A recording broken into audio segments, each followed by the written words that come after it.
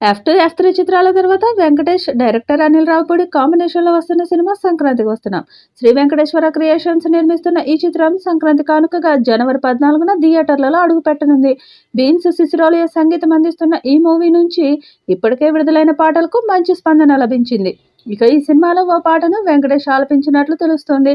English పదాలతో ఎంతో energetic గా ఈ సాంగ్ ఉంటుందట.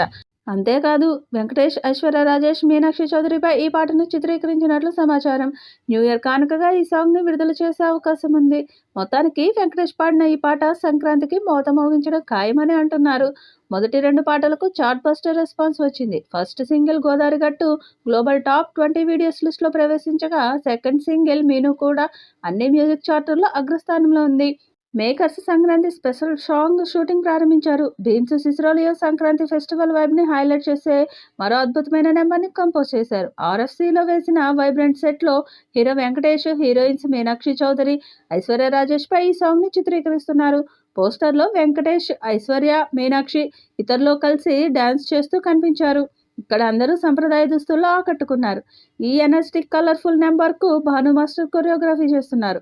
ఈ సాంగ్ సినిమా మెయిన్ హైలైట్లలో ఒకటిగా ఉంటుంది. వెంకటేష్ ఎక్స్ పోలీస్ పాత్రలో, ఐశ్వర్య రాజేష్ అతని భార్యగా, మీనాక్షి చౌదరి ఎక్స్ లవర్ గా కనిపించనున్నారు.